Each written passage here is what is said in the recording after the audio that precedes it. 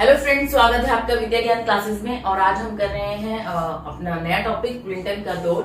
Clinton कौन थे? राष्ट्रपति थे। कहाँ के? अमेरिका के। ठीक है। और क्लिंटन से पहले कौन थे? बुश थे, है ना, जिन्होंने इराक पे हमला किया और विजय हासिल करी। वो थे, वो हार गए। उनके बाद कौन है? ये है। उनकी हारने की वजह क्या थी ये तो आपके बुक में नहीं बताया। इनके जीतने की वजह बताइए। ठीक है। इनकी जीतने की वजह थी घरेलू नीति पे ध्यान देना। फर्स्ट, घरेलू नीति पे ध्यान देना। ठीक है। घरेलू नीति इन द सेंस शीत युद्ध का दौर चल रहा था, उसमें हम देख रहे थे हम दोनों महाशक्तियां कैसे होड़ में लगी हुई थी अपने आप को पूरे अंतरराष्ट्रीय धरातल पर अपने आप को ऊपर दिखाने के लिए एक दूसरे से। ठीक है।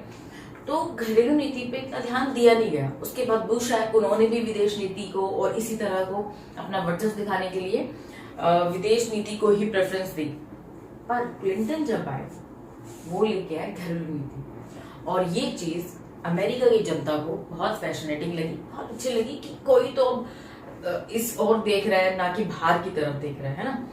तो इसीलिए जनता ने उनको जितवाया। इनफैक्ट एक बार नहीं, 2 बार जितवाया, 1992 में और 1996 में।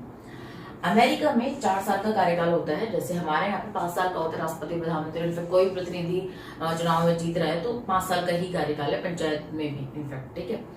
पर यहाँ पर 4 साल का कार्यकाल है। तो 8 साल क्लिंटन का दौर रहा अमेरिका में।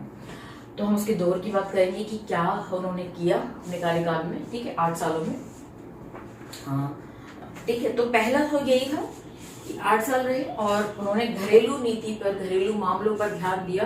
और उन्होंने हार्ड पावर की जगह सॉफ्ट पावर को अपना टारगेट बनाया। हार्ड पावर वो होती है, ये आपकी बुक में है इनफैक्ट अच्छे से। हार्ड पावर उसे कहते हैं जो अस्त्र शस्त्र से मतलब तय होती है। ठीक है। सॉफ्ट पावर वो होती है जिसमें हम जलवायु पे ध्यान देते हैं, पर्यावरण पर, इस तरह की चीजों पर, इसे सॉफ्ट पावर कहते हैं। तो सॉफ्ट पावर की तरफ क्लिंटन का ध्यान गया और इन्होंने अपनी नीति में उनको शामिल किया। तो इनके मुद्दे क्या थे? इनके मुद्दे थे, पेज नंबर है 34। तो पहला पैराग्राफ में जैसे दिया गया है कि इनकी लोकतंत्र को बढ़ावा देना, फर्स्ट, जलवायु परिवर्तन और विश्व व्यापार, इस चीज की तरफ इन्होंने ध्यान दिया। इसे ही हम कहते हैं सॉफ्ट पावर, नरम मुद्दों की तरफ ध्यान दिया। फिर क्या हुआ, ये हमें समझ में आ गया कि इसकी वजह से जीते। और इनकी पॉलिसी क्या थी, इनके 3 पॉइंट्स थे, जलवायु परिवर्तन इस तरह से, है ना, लोकतंत्र को बढ़ावा देना, विश्व व्यापार, ओके फाइन। पर ये नहीं कहा जा सकता क्लिंटन के दौर में भी कि उन्होंने अस्त्र शस्त्र या सैनिक कार्रवाई बिल्कुल नहीं करी। ऑफकोर्स करी, डेफिनेटली करी। वो क्या थी, उसकी भी चीजें बताइए कि कब कब क्लिंटन के दौर में सैन्य कार्रवाई हुई है। जैसे कि 34 पेज नंबर पे ये वाला राइट हैंड की तरफ जो पैराग्राफ है लास्ट में, उसमें दिया गया है इस बारे में कि कब सैन्य कार्रवाई हुई।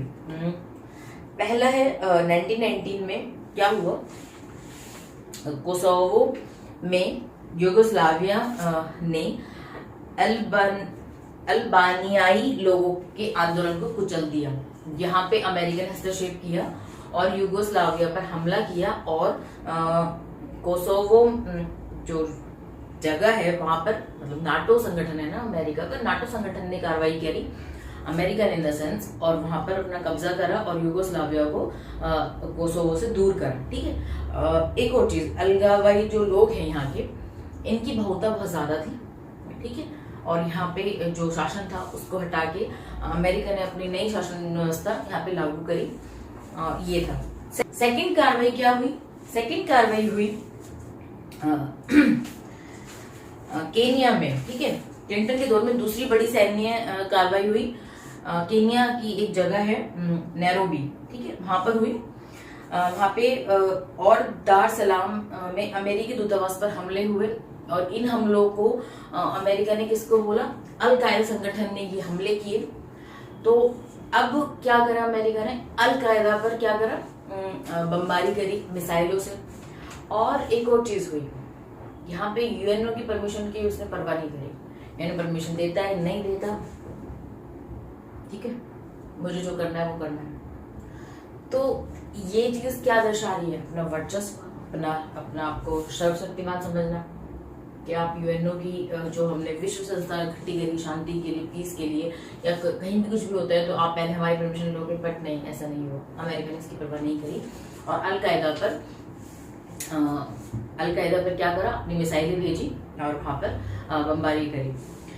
तो इस ऑपरेशन का नाम था, जब अलकायदा पर उन्होंने बमबारी करी, इस ऑपरेशन का नाम था ऑपरेशन इनफाइनाइट रीच, इस नाम से जाना जाता है ये।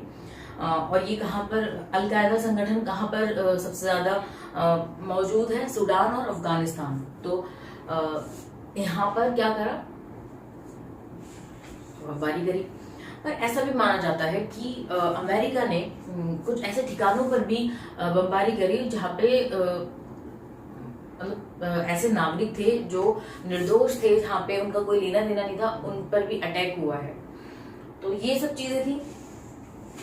लास्ट लाइन एक और चीज बोली है, अभियान में कुछ नागरिकों के ठिकाने निशाना साधा, जबकि इनका आतंकवाद से कोई लेना देना नहीं था। ठीक है, लास्ट लाइन है आपकी बुक की, जो बोलती है, पीछे मुड़कर अब देखने पर लगता है कि ये तो बस शुरुआत थी। जब हम बुश के बारे में बात करते हैं तो ऐसा लगता है कि ये तो बस शुरुआत थी, मतलब क्लिंटन ने तो उसके बहुत आगे की चीजें करी हैं, यूएनओ की बात न मानना, है ना, 3-4 चीजें बताई हैं, टारगेट करी हैं, जहाँ पे सैन्य उन्होंने अपने अभियान चलाए। अलकायदा हो गया, अलकायदा एक संगठन है, वो कहाँ पर है? सूडान और अफगानिस्तान में इन्होंने करा, फिर केन्या में करा, फिर यूगोस्लाविया में करा।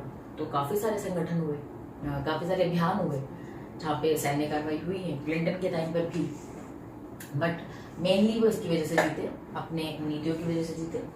ठीक है, तो ये था क्लिंटन का दौर। और इसी दौर में एक घटना हुई, जो अगला आपका टॉपिक है 9/11, उसके बारे में हम देखेंगे कि उस दौर में क्या हुआ। ठीक है, तो यही है क्लिंटन का दौर जो हमने संक्षेप में पढ़ा है। तो तब तक के लिए देखते रहें, पढ़ते रहें, बढ़ते रहें। Take care, thank you.